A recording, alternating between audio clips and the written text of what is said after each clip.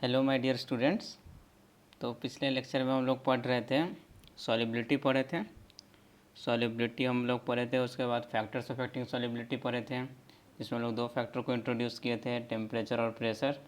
और different solution के लिए हम लोग उसका फैक्टर का पढ़े थे, कैसे कैसे फैक्टर अफेक्ट करते हैं सॉल्युबिलिटी को।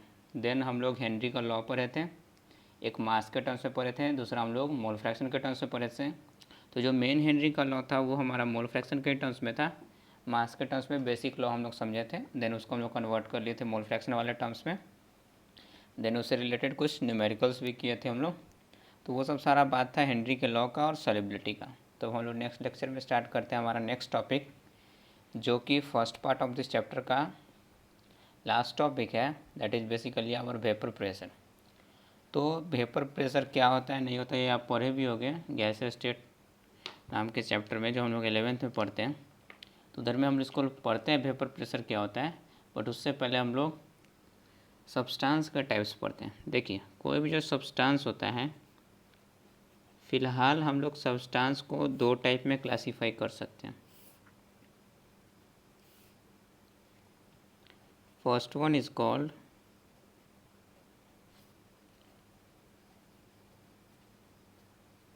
volatile substance and second one is called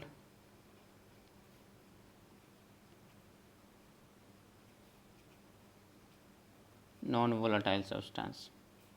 substance जो भी होगा दो टाइप का होगा, एक हमारा हो गया वोलाटाइल सब्सटेंस और दूसरा हमारा हो गया नॉन वोलाटाइल सब्सटेंस। देखिए, आप लोग जानते हुए होंगे वोलाटाइल नॉन वोलाटाइल क्या होता है, फिर भी देखिए, वोलाटाइल सब्सटेंस वैसा सब्सटेंस जो आसानी से वेपराइज हो सकता है, वेपर स्टेट में कन्वर्ट हो सकता है easily, that are all volatile substance. और वैसा सब्सटेंस जो वेपर स्टेट में ईजिली कन्वर्ट नहीं हो सकता है, that are non volatile substance. तो वोलाटाइल सब्सटेंस मतलब विच आर या which can easily be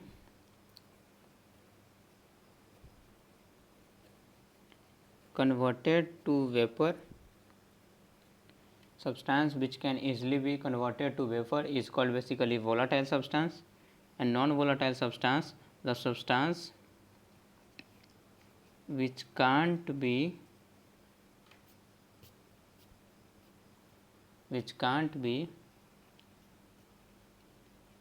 converted into vapor easily। मतलब वेपर में कन्वर्ट तो हो जाएगा, बट अगर आसानी से वो कन्वर्ट नहीं हुआ तो वैसा सब्सटेंस को हम लोग बोलेंगे नॉन वोलाटाइल सब्सटेंस। और जो आसानी से वेपर में कन्वर्ट हो गया वो हो गया वोलाटाइल सब्सटेंस। जैसे फॉर एग्जांपल वाटर आसानी से इवापोरेट कर सकता है हमारा, कैम्फर एक्सेट्रा। क्लियर? बाकी कोई और हो गया, जैसे हमारा सपोज कर लो कि शुगर, नॉन वोलाटाइल सब्सटेंस, ये सब कुछ भी, तो ये सब नॉन वोलाटाइल। आई बात समझ में? सिंपल सा है, वोलाटाइल जो इजीली वेपराइजेबल, नॉन वोलाटाइल जो इजीली वेपराइजेबल नहीं होता है। अब हम लोग हमारे इस टॉपिक की बात करते हैं, that is basically vapour pressure. देखिए, इसको हम लोग समझते हैं। जैसे मान लो कि आपके पास एक बीकर है और इस बीकर में सपोज कीजिए कि यहाँ तक आपका वाटर इसमें रखा हुआ है H2O। तो अगर इसमें वाटर यहाँ तक रखा हुआ है और इस बीकर को हम लोग क्या करते हैं, ऊपर से क्लोज कर देते हैं। तो आप पढ़े होंगे कि वाटर हमारा बेसिकली वोलाटाइल सब्सटेंस है, आसानी से वेपराइजेबल है। वाटर को ऐसे भी किसी भी सरफेस पे आप छोड़ दोगे तो आसानी से इवेपोरेट होकर के वाटर वेपर में कन्वर्ट हो जाएगा। तो वाटर है, इस पूरे में वाटर है हमारा।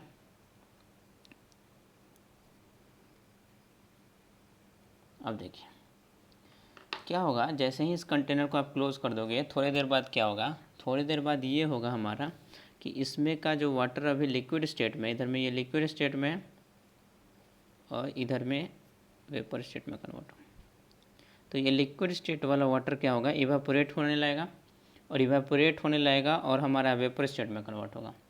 वेपर स्टेट में कन्वर्ट होगा मतलब कुछ वाटर का मॉलिक्यूल इवापोरेट हो गया और वेपर स्टेट में कन्वर्ट हो गया। शुरुआत में वेपर स्टेट में एक भी मॉलिक्यूल नहीं होगा, धीरे धीरे हमारा वाटर वेपर में कन्वर्ट होता चला जाएगा। धीरे धीरे ही होगा ना, slowly.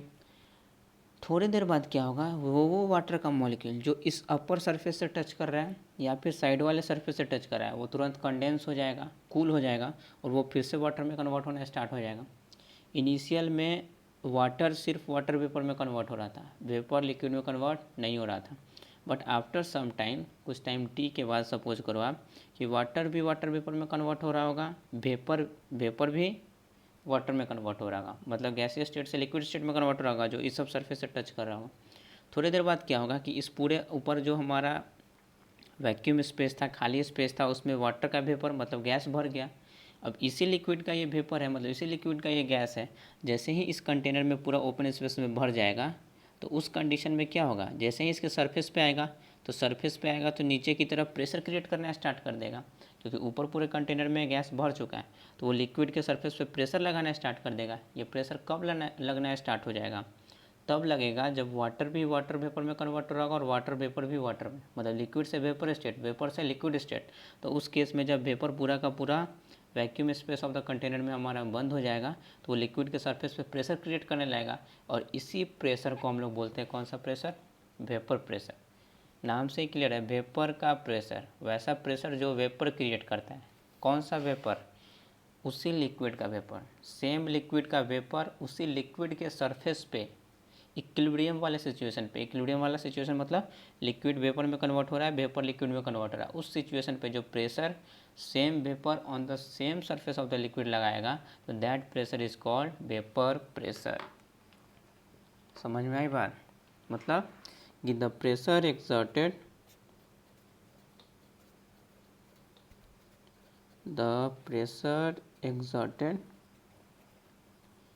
by the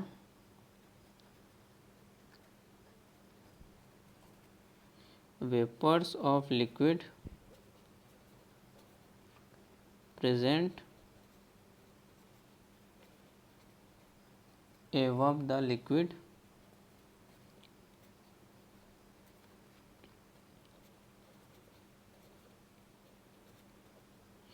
in equilibrium with the liquid is called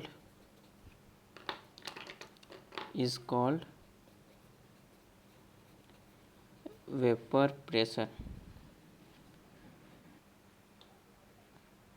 the pressure exerted by the vapours of the liquid, मतलब उसी लिक्विड का जो वेपर प्रेशर क्रिएट करता है जो कि प्रेजेंट होता है above the liquid in equilibrium with the liquid, liquid के साथ इक्विलिब्रियम पे, मतलब ये इधर में कन्वर्ट हो रहा है, ये इधर में कन्वर्ट हो रहा है। तो उस केस में जो वेपर, उसी लिक्विड का वेपर उसी के सरफेस पे जो प्रेशर क्रिएट करता है, दैट प्रेशर इज बेसिकली कौन सा प्रेशर, हमारा वेपर प्रेशर। सिंपल, आई बात समझ में, क्लियर, ठीक है। The pressure exerted by the vapour of liquid present above the liquid in equilibrium with the liquid is called vapour pressure. Clearly, हम लोग इसको वी पी से भी रिप्रेजेंट करेंगे या शॉर्ट में सिंपली हम लोग इसको पी से भी रिप्रेजेंट करके काम चलाते हैं अपना। क्लियर है, चलिए आइए देखिए, ये जो हमारा वेपर प्रेशर होता है, ये जो हमारा वेपर प्रेशर है, ये सिंपली हमारा नेचर ऑफ लिक्विड पे डिपेंड करेगा या नेचर ऑफ सॉल्वेंट पे डिपेंड करेगा जो हमारा वेपोराइज कर रहा है। अलग अलग सॉल्वेंट के लिए ये डिफरेंट होगा और साथ में टेम्परेचर पे भी डिपेंड करेगा। Clear, vapour pressure depends upon the nature of substance, कि डिफरेंट सब्सटेंस के लिए उसका वेपर प्रेशर अलग अलग होगा। जैसे अगर हम लोग बात करें तो वाटर का अलग होगा, बेंजीन का अलग होगा, लाइक दैट। तो डिफरेंट सब्सटेंस के लिए वेपर प्रेशर अलग, मतलब नेचर ऑफ सब्सटेंस पे डिपेंड करेगा एज वेल एज टेम्परेचर पे। अमाउंट ऑफ सब्सटेंस पे कभी भी वेपर प्रेशर डिपेंड नहीं करता है। तो आप लिख लोगे ये बात कि it only depends upon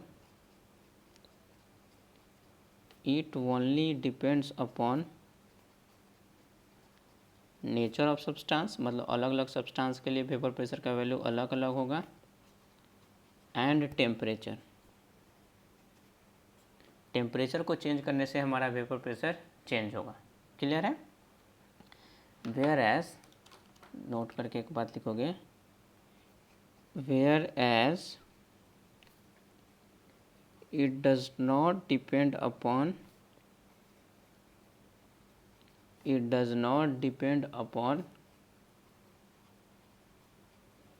amount of substance, कि सब्सटेंस का अगर 100 ग्राम लेंगे तो वेपर प्रेशर उसका कुछ और आ जाएगा, 1000 ग्राम ले लेंगे तो कुछ और आ जाएगा, ऐसा कभी भी नहीं होगा। हम लोग उसका कितना भी लेंगे वेपर प्रेशर का मैग्नीट्यूड सेम ही होगा।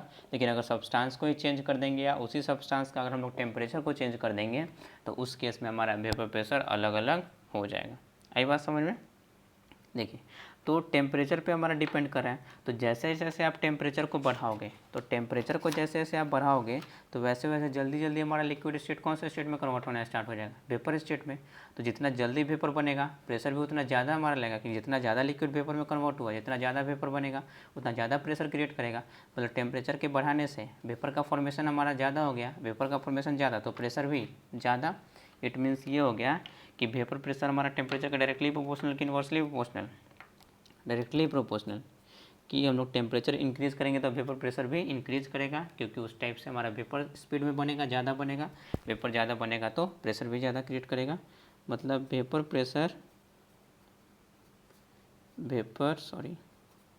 प्रेशर इंक्रीजेस ऑन द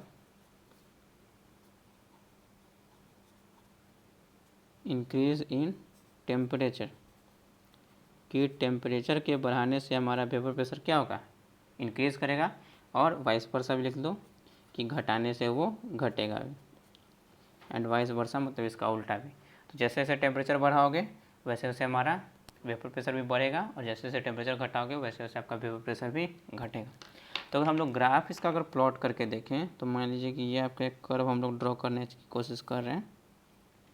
अब इस केस में देखिए, मान लीजिए कि इस एक्सिस पे हम लोग डिनोट कर रहे हैं वेपर प्रेशर को, जो कि फ़िलहाल रिप्रेजेंट करें हम लोग सिंपली P से, ये हो गया 0। और इधर में हम लोग रिप्रेजेंट कर रहे हैं टाइम को। ठीक है, तो शुरुआत में तो सिर्फ और सिर्फ हम लोग लिक्विड लेकर के रखेंगे तो वेपर बिल्कुल भी 0 होगा। मतलब उस टाइम कोई भी प्रेशर तो क्रिएट नहीं हो रहा होगा। तो मतलब इनिशियल में जब वेपर ही नहीं तो प्रेशर भी नहीं, तो वेपर प्रेशर 0। धीरे धीरे हमारा क्या हुआ, वेपर बनना स्टार्ट हुआ। तो कम वेपर तो कम प्रेशर क्रिएट करेगा, ज़्यादा वेपर तो ज़्यादा प्रेशर क्रिएट करेगा। लेकिन इक्विलिब्रियम वाला जब टाइम आ जाएगा तब तो हमारा फिर से वेपर प्रेशर नहीं बढ़ेगा, क्योंकि वो तो कांस्टेंट हो जाता है ना, वो तो टेम्परेचर पे डिपेंड करता है। क्लियर? तो शुरुआत में वेपर प्रेशर 0, ये धीरे धीरे हमारा इंक्रीज़ करेगा, और एक पॉइंट पे जाने के बाद इसका वैल्यू हमेशा क्या हो जाएगा? कांस्टेंट। क्यों? क्योंकि वो टाइम इक्विलिब्रियम वाला आ गया।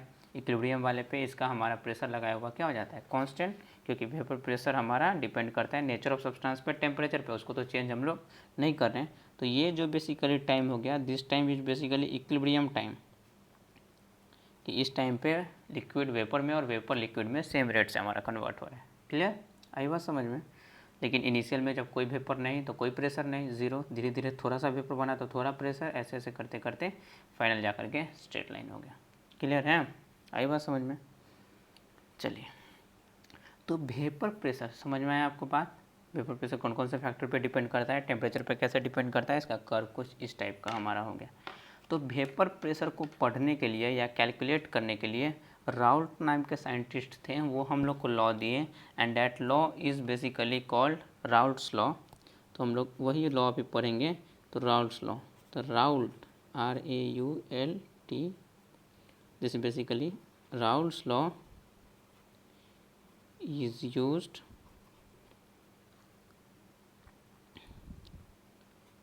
to determine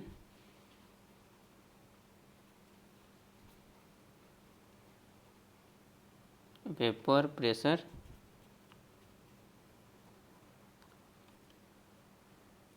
clear? तो हम लोग राउल्ट का लॉ यूज़ करते हैं वेपर प्रेशर को डिटरमाइन करने के लिए। तो हमारा नेक्स्ट टॉपिक वही होगा कि राउल्ट का लॉ, कि राउल्ट का लॉ क्या होता है, नहीं होता है, अलग अलग सॉल्यूशन में, सॉल्वेंट में हम लोग कैसे डिटरमाइन करते हैं। हम लोग डिफरेंट सॉल्यूशन के लिए वेपर प्रेशर हम लोग पढ़ेंगे कि कैसे उसका वेपर प्रेशर हम लोग कैलकुलेट करेंगे। लेकिन उस डिफरेंट सॉल्यूशन में वेपर प्रेशर को कैलकुलेट करने के लिए उसके पहले का हम लोग लॉ पढ़ते हैं, क्योंकि इसी लॉ के हेल्प से हम लोग वेपर प्रेशर को डिटरमाइन करेंगे। जो लॉ है बेसिकली हमारा राउल्ट्स लॉ। देखिए, राउल्ट का लॉ हमारा क्या बोलता है, दिस लॉ सिंपली रिप्रेजेंट, पहले हम लोग इसका स्टेटमेंट लिख लेते हैं तब आपको आसानी से समझ में आएगा। According to this law, according to this law the partial pressure of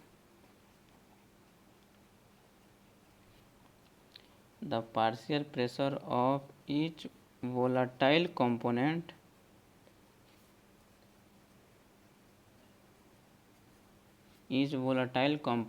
of a solution is directly proportional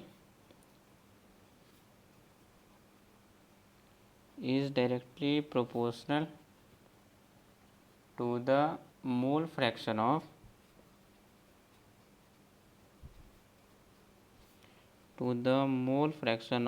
that volatile component। Clear? देखिए कुछ बहुत बड़ा सा चीज़ नहीं है, सिंपल सा ये बात बोला गया। जैसे मान लीजिए कि एक सॉल्यूशन है हमारा, सपोज फॉर एग्जांपल इस सॉल्यूशन में हमारा ए और बी दो चीज़ मिक्स्ड है, जिसमें से एक सॉल्यूट होगा एक सॉल्वेंट होगा, ठीक है। अब इस केस में हमारा अगर हम लोग बात करें, अगर मान लीजिए ए भी वोलाटाइल है बी भी वोलाटाइल है, मतलब दोनों वेपर स्टेट में कन्वर्ट हो सकता है, तो ए का भी वेपर बनेगा बी का भी वेपर बनेगा, दोनों मिलकर के प्रेशर क्रिएट करेगा, that will be the vapour pressure of solution. लेकिन ए का गैस का मॉलिक्यूल जो प्रेशर क्रिएट करेगा that will be the partial pressure of A, मतलब कुछ प्रेशर, टोटल प्रेशर में से कुछ प्रेशर ए का, बी का जो एलिमेंट हमारा प्रेशर क्रिएट करेगा that will be the partial pressure of B. तो वही हो गया। और ये हमारा वोलाटाइल है, क्योंकि जब तक वोलाटाइल नहीं होगा तब तक वेपर स्टेट में कन्वर्ट नहीं होगा, वेपर स्टेट में कन्वर्ट नहीं होगा तो प्रेशर क्रिएट नहीं करेगा। तो ये राउल्ट का लॉ हमेशा कौन से कॉम्पोनेंट के लिए वैलिड है? वोलाटाइल कॉम्पोनेंट के लिए वैलिड है, क्योंकि यही तो हमारा वेपर स्टेट में कन्वर्ट होगा तभी तो प्रेशर क्रिएट करेगा। अगर वोलाटाइल नहीं होगा तो ना ही वेपर स्टेट में कन्वर्ट करेगा ना ही प्रेशर क्रिएट करेगा। तो ये लॉ सिंपली ये बोलता है कि हमारा partial pressure of each volatile component, कि जो भी कंपोनेंट वोलाटाइल है मतलब वेपर स्टेट में कन्वर्ट हो सकता है, उसके द्वारा जो पार्शियल प्रेशर लगेगा, मतलब वेपर प्रेशर का जो कुछ प्रेशर का पार्ट जो उस पर लग रहा होगा partial pressure, that is directly proportional to the mole fraction of that component.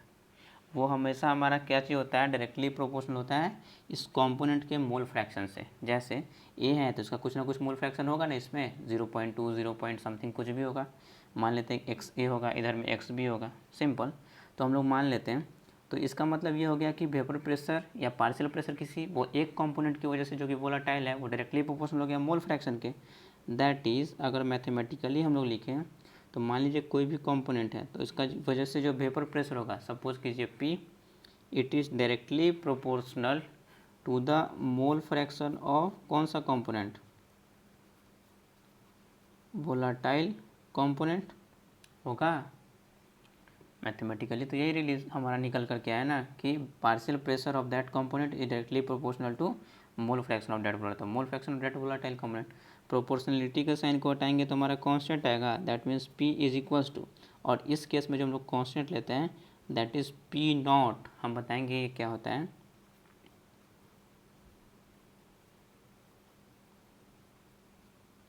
Into mole fraction, ये तो हमारा रह जाएगा।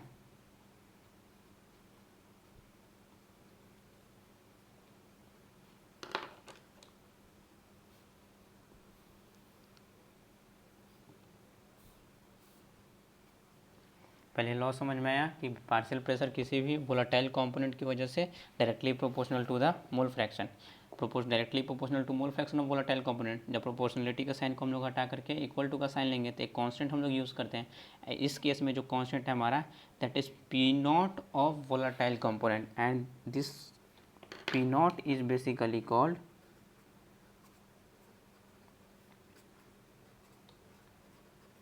प्योर वेपर प्रेशर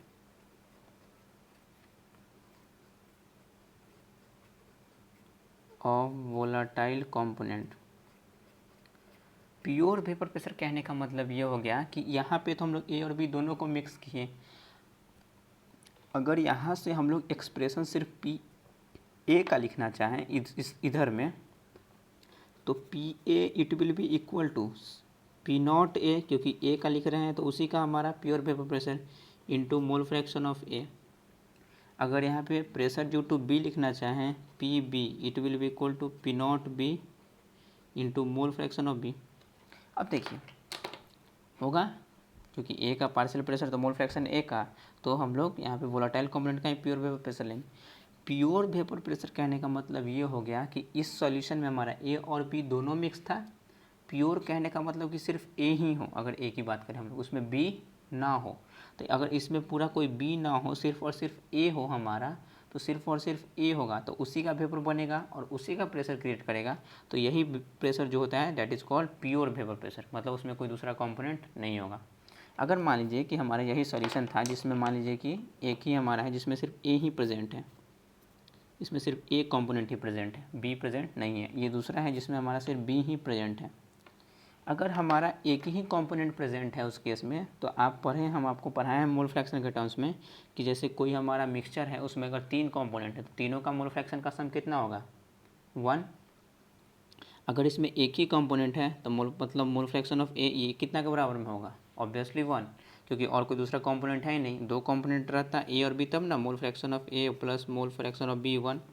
अगर 3 कंपोनेंट रहता तब ना mole fraction of A plus mole fraction of B plus mole fraction of C equal to 1। जब एक ही कंपोनेंट है मतलब मोल फ्रैक्शन ऑफ ए कितना? 1। मोल फ्रैक्शन ऑफ ए को जैसे ही 1 पुट करेंगे तो हमारा पार्शियल प्रेशर कितना के बराबर में आ जाएगा? प्योर वेपर प्रेशर के बराबर में आएगा या नहीं आएगा? तो प्योर वेपर प्रेशर मतलब क्या चीज़ कि सिर्फ वही कंपोनेंट को रख करके तब जो वेपर प्रेशर कैलकुलेट करेंगे that is the pure vapour pressure. अगर ए बी के टर्म्स में बात करेंगे तो that will be the pure vapour pressure of B. समझ में आया? ये लॉ इंपॉर्टेंट है काफ़ी हमारा। इस लॉ के अकॉर्डिंग सिंपली किसी भी वोलाटाइल कंपोनेंट, मतलब वैसा कंपोनेंट जो वेपर स्टेट में कन्वर्ट हो सकता है, उसकी वजह से अगर हम लोग वेपर प्रेशर निकालेंगे तो वो हमेशा डायरेक्टली प्रोपोर्शनल होगा उस कंपोनेंट के मोल फ्रैक्शन के बराबर में। क्लियर? तो that is vapour pressure due to any volatile component is directly proportional to mole fraction of that volatile component. Proportionality का साइन को हटाएंगे तो हम लोग कांस्टेंट का प्रयोग करेंगे and that constant is the P naught of that volatile component. P naught where represents pure vapour pressure. Pure vapour pressure मतलब सिर्फ वही कंपोनेंट होगा और कोई दूसरा कंपोनेंट नहीं होगा। क्लियर? आई बात समझ में? होप आपको ये चीज़ समझ में आई होगी। नाउ देखिए, तो ये था बेसिकली राउल्ट का लॉ, जिससे हमारा ये एक एक्सप्रेशन है। अब ये राउल्ट का लॉ हम लोग 2 अलग अलग टाइप के सॉल्यूशंस में हम लोग इसको अप्लाई करेंगे। ठीक है?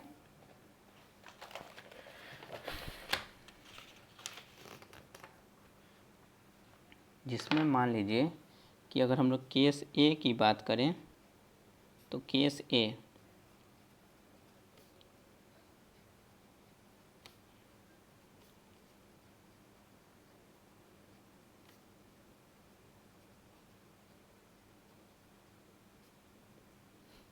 When solute is volatile in nature. आपको एक बात हमेशा इस चैप्टर में ध्यान में रखना है कि इस चैप्टर में जो भी हम लोग सॉल्वेंट लेंगे, सॉल्वेंट तो लिक्विड ही होगा और वो सॉल्वेंट ऑलवेज वोलाटाइल नेचर का होगा। उसमें कभी सोचना ही नहीं है कि वो हमारा नॉन वोलाटाइल भी हो सकता है। Solvent is always volatile. इस चैप्टर में हम लोग जितना भी सॉल्वेंट पढ़ना है सारा वोलाटाइल ही होगा, मतलब वेपर स्टेट में आसानी से कन्वर्ट हो सकता है। सॉल्यूट पे डिपेंड करता है कि सॉल्यूट वोलाटाइल भी हो सकता है या फिर नॉन वोलाटाइल, मतलब सॉल्यूट हमारा वेपर स्टेट में कन्वर्ट हो भी सकता है या फिर कन्वर्ट नहीं भी हो सकता है। तो हम लोग पहला केस पढ़ते हैं कि अगर हमारा सॉल्यूट वोलाटाइल होगा तब उस सॉल्यूशन का हम लोग वेपर प्रेशर कैसे कैलकुलेट करेंगे। क्लियर? तो ये आपका एक बीकर हो गया। इसमें सपोज कीजिए सॉल्यूशन है 2 कंपोनेंट का ए और बी, जहाँ पे ए है आपका बेसिकली सॉल्यूट, फिलहाल के लिए हम लोग मान लेते हैं। बी है आपका बेसिकली सॉल्वेंट और सॉल्यूट हमारा कौन से नेचर का है? वोलाटाइल नेचर का। मतलब ए भी हमारा वेपर स्टेट में कन्वर्ट होगा। ये सपोज कीजिए कि ए की वजह से ये वेपर है। सिमिलरली बी भी कन्वर्ट होगा, ये सपोज कर लो बी की वजह से। तो मतलब ए भी कन्वर्ट होगा, बी भी कन्वर्ट होगा। क्लियर? तो अगर ऐसे सॉल्यूशन की बात करें जिसमें हमारा सॉल्यूट भी वोलाटाइल, सॉल्वेंट तो हमेशा वोलाटाइल, तो ये भी कन्वर्ट हुआ वेपर में, तो ये भी प्रेशर क्रिएट किया, ये भी कन्वर्ट हुआ वेपर में, ये भी प्रेशर क्रिएट किया। तो ऐसे सॉल्यूशन में जो टोटल वेपर प्रेशर होगा, टोटल वेपर के द्वारा लगाया हुआ प्रेशर, तो टोटल वेपर किसका किसका है? सॉल्यूट का और सॉल्वेंट का। तो टोटल वेपर प्रेशर भी किसकी किसकी वजह से होगा? सॉल्यूट के वेपर प्रेशर की वजह से और सॉल्वेंट के वेपर प्रेशर की वजह से। मतलब इस केसेस में हमारा जो टोटल वेपर प्रेशर होता है, in this case total vapor pressure of any solution that is equal to the vapor pressure of solute plus vapour pressure of solvent. क्यों ऐसा होगा? क्यों? क्योंकि दोनों का दोनों कंपोनेंट वोलेटाइल, दोनों का दोनों कंपोनेंट वोलेटाइल, मतलब दोनों का दोनों कंपोनेंट वेपर स्टेट में कन्वर्ट हुआ। जब वेपर दोनों का है तो प्रेशर भी दोनों लगा रहा है, मतलब टोटल जो प्रेशर आएगा that will be equal to vapour pressure या pressure of solute plus vapour pressure of solvent. Clear? तो इस केस में तो ऐसे जब कभी भी हमारा सॉल्यूट वोलेटाइल होगा तो उस केस में वेपर प्रेशर सॉल्यूशन का सॉल्यूट की वजह से भी होगा और किसकी वजह से भी होगा, सॉल्वेंट की वजह से भी होगा। हमेशा इसको ध्यान में रखना है।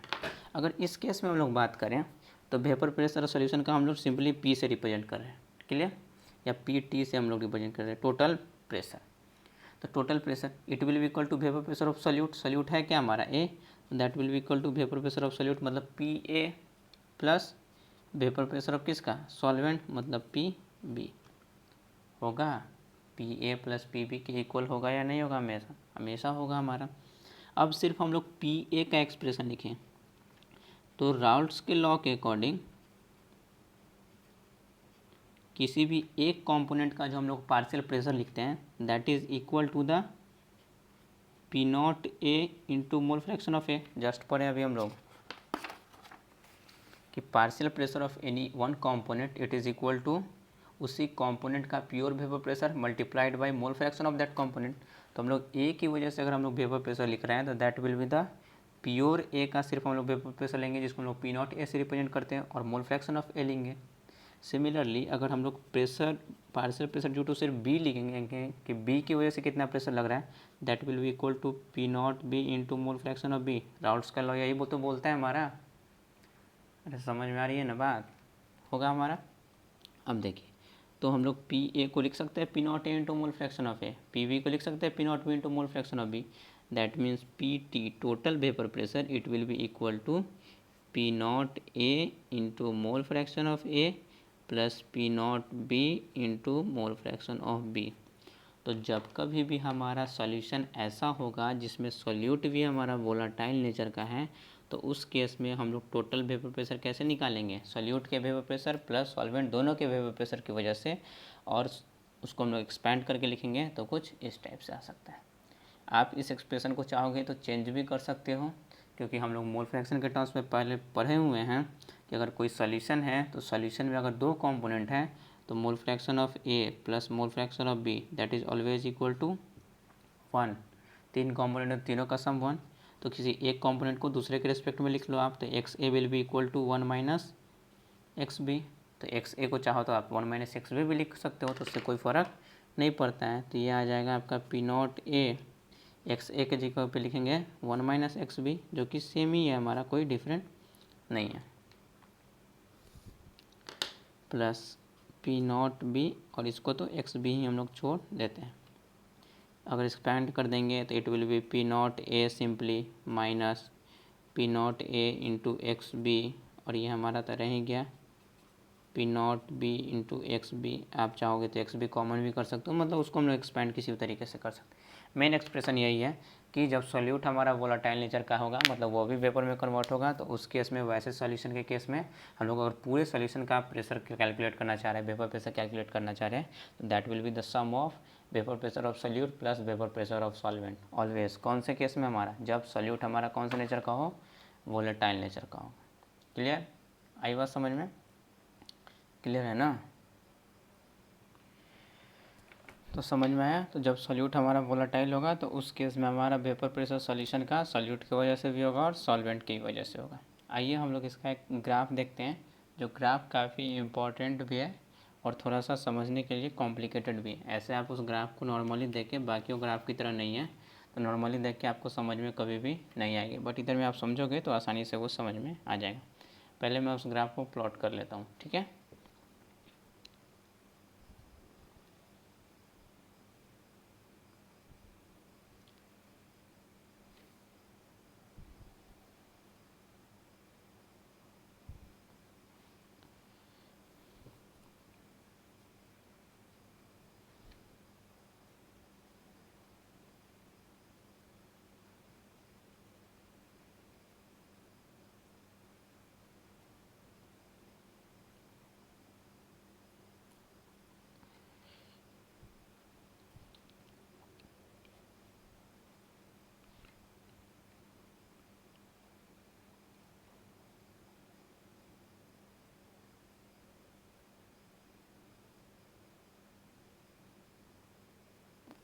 चलिए देखिए, हम लोग इस कर्व को समझते हैं। कर्व भी मैंने बनाया नहीं है, वो मैं आपको समझा के बनाऊँगा। तो सॉल्यूशन बेसिकली हमारा वही है जो हम लोग पिछले केस में कंसीडर किए थे कि एक बीकर है, इस बीकर में आपका दो कंपोनेंट है, ए है और बी है, जिसमें हमारा दोनों वोलाटाइल है। क्लियर। अब देखिए ये सॉल्यूशन हमारा बनेगा कैसे। ये सॉल्यूशन बेसिकली तब बनेगा, ये पॉसिबिलिटी है कि हमारे पास एक बीकर रहा होगा, इसमें पहले से ही ए प्रेजेंट होगा, हम लोग क्या किए उसमें क्या चीज़ को डिज़ोल्व किए, बी को डाल दिए, तभी जाके, या बी रहा होगा ए को डाल दिए, इन या उस तरफ। सॉल्यूशन मतलब मिक्स करना पड़ेगा, होमोजेनस मिक्सचर। तो एक कंपोनेंट पहले से प्रेजेंट होगा। शुरुआत में मानते हैं कि हमारे पास बीकर में सिर्फ ए ही था प्रेजेंट। अगर में बीकर में सिर्फ ए ही था प्रेजेंट, तो इस केस में कोई दूसरा कंपोनेंट नहीं था प्रेजेंट, मतलब सिर्फ ए का ही मोल फ्रैक्शन कितने के बराबर में होगा, एक। क्योंकि दो कंपोनेंट रहता तो दोनों का सम 1 के बराबर में रहता, बट सिर्फ एक ही है तो सिर्फ उसी का मोल फ्रैक्शन कितना के बराबर में, 1 के बराबर में। तो बी उस टाइम कितना, 0। तो सिर्फ ए प्रेजेंट था, तो उस केस में हम लोग इस, अगर जो भी हमारा सब्सटेंस है उसका अगर हम लोग वेपर प्रेशर कैलकुलेट करते हैं, तो vapour pressure due to P A निकालते हैं हम लोग। रॉल्स लॉ के according it will be equal to P not A into mole fraction of A, और इनिशियल में मोल फ्रैक्शन ऑफ ए है कितना मेरा, this value is 1, that means pressure due to A या vapour pressure due to A कितना के बराबर में आ गया, पी नॉट ए। तो जब मोल फ्रैक्शन ऑफ ए 1 है, मतलब सिर्फ और सिर्फ हमारा बीकर में ए ही प्रेजेंट है, तो उस केस में vapour pressure due to A कितना आ गया, पी नॉट ए। तो वहीं हम लोग पी नॉट ए मान चुके हैं। क्लियर। अब बी जो है, तो बी भी तो हमारा किसी दूसरे बीकर में ऑलरेडी रखा हुआ होगा ना, तो उस केस में सिर्फ हमारा बी ही प्रेजेंट है, तो उस केस में बी प्रेजेंट मतलब मोल फ्रैक्शन ऑफ बी कितना के बराबर में, 1, क्योंकि दूसरा कोई कंपोनेंट नहीं है। रॉल्स लॉ के अकॉर्डिंग अगर हम लोग vapour pressure due to B लिखेंगे तो that will be P not B into mole fraction of B, और मोल फ्रैक्शन ऑफ बी उस टाइम तो 1। इसका मतलब कि vapour pressure due to B उस टाइम कितना के बराबर में होगा, पी नॉट बी के बराबर में होगा। प्योर वेपर प्रेशर ऐसे भी, तो अगर किसी कंटेनर में हमारा सिर्फ बी ही प्रेजेंट है, तो उस केस में हमारा, उस केस में क्या होगा, सिर्फ बी ही प्रेजेंट है तो मोल फ्रैक्शन ऑफ बी 1 के बराबर में, तो ए नहीं प्रेजेंट है तो ए का मोल फ्रैक्शन 0, और उस केस में वेपर प्रेशर सिर्फ कितना होगा, पी नॉट बी, तो हम लोग मान लिए पी नॉट बी। अब जैसे देखिए इधर, जैसे ही हम लोग क्या किए, इस दोनों को मिक्स करना स्टार्ट किए, या फिर कुछ इस टाइप से आप सोचो, जैसे इसी के कर्व के बीच में हम लोग को प्लॉट करना है। शुरुआत में हमारा जो भी सॉल्यूशन था उसमें मोल फ्रैक्शन ऑफ ए कितना था, 1। तो जैसे ही मोल फ्रैक्शन ऑफ ए हमारा 1 था, देखिए हम लोग फिर से लिख रहे हैं, तो पी ए हमेशा कितना के बराबर में होगा, P not A into mole fraction of A, Raoult's के लॉ के अकॉर्डिंग। इनिशियल में when mole fraction of A use to be 1, जब ए का मोल फ्रैक्शन 1 था, तो उस केस में पी ए कितना के बराबर में हो जाएगा, पी नॉट ए, क्योंकि एक्स ए का वैल्यू तो 1। तो उस केस में हमारा जब मोल फ्रैक्शन ऑफ ए 1 था, तो उस केस में हमारा vapour pressure due to A कितना था, पी नॉट ए, जो कि यहाँ है। और व्हेन एंड जब मोल फ्रैक्शन ऑफ ए ही कितना हो गया, 0, क्योंकि मोल फ्रैक्शन ऑफ ए 1 से कहाँ तक गया है, 0 तक गया है, तो मोल फ्रैक्शन ऑफ ए 0 हो गया, तो उस केस में वेपर प्रेशर ऑफ ए कितना हो जाएगा, पी नॉट ए इंटू 0, मतलब वेपर प्रेशर ऑफ ए कितना हो गया, 0। मतलब जब मोल फ्रैक्शन ऑफ ए 1 था, तब हमारा वेपर प्रेशर ड्यू टू ए था पी नॉट ए, था ना कुछ वैल्यू, 0 तो नहीं था, ऊपर वाला एक्सिस वेपर प्रेशर को डिनोट कर रहे हैं। लेकिन जब हमारा बाद में मोल फ्रैक्शन ऑफ ए कितना हो गया, 0, तो मोल फ्रैक्शन ऑफ ए 0 हो गया, मतलब वेपर प्रेशर कितना हो गया, 0। मतलब शुरुआत में जब 1 था तब पी नॉट ए, जब 0 हो गया तब वेपर प्रेशर भी 0, मतलब इस पॉइंट को टच करना चाहिए, क्योंकि इसी पॉइंट पे तो वेपर प्रेशर रिप्रेजेंट कर रहा है, ये 0 होगा, इससे ऊपर पॉजिटिव। तो शुरुआत में पी नॉट ए, बाद में 0, मतलब इसका ग्राफ कुछ इस टाइप से हमारा आएगा। आप अच्छे से प्लॉट करने की कोशिश करो,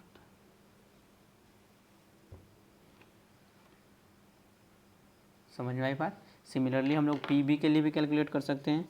तो पी बी राउट्स के लॉ के अकॉर्डिंग से हमेशा कितना होगा, P not B into mole fraction of B. Initial में जब हम लोग मान लेते हैं कि व्हेन, शुरुआत में एक्स बी का वैल्यू कितना है, 0, व्हेन एक्स बी का वैल्यू 0 हो गया, क्योंकि शुरुआत में तो मोल फ्रैक्शन ऑफ बी 0 है ना, तो उस केस में हमारा पी बी कितना के बराबर में होगा, एक्स बी का वैल्यू 0, तो 0 इंटू समथिंग दैट मीन्स 0, मतलब उस केस में वेपर प्रेशर कितना हो गया, बी की वजह से 0। बाद में when mole fraction of B became 1, mole fraction of B यहाँ पे 1 हो गया, तो उस केस में अगर हम लोग पी बी का वैल्यू लिखेंगे तो P B it will be equal to P naught P, mole fraction of B की जगह पे 1 पुट कर देंगे तो इतना ही हो जाएगा। मतलब जब मोल फ्रैक्शन ऑफ बी 1 हो गया तो पी बी इंक्रीज करके कितना हो गया, पी नॉट बी। शुरुआत में था 0, बाद में हो गया पी नॉट बी, मतलब यहाँ मतलब 0 से बढ़ करके ये यहाँ तक है।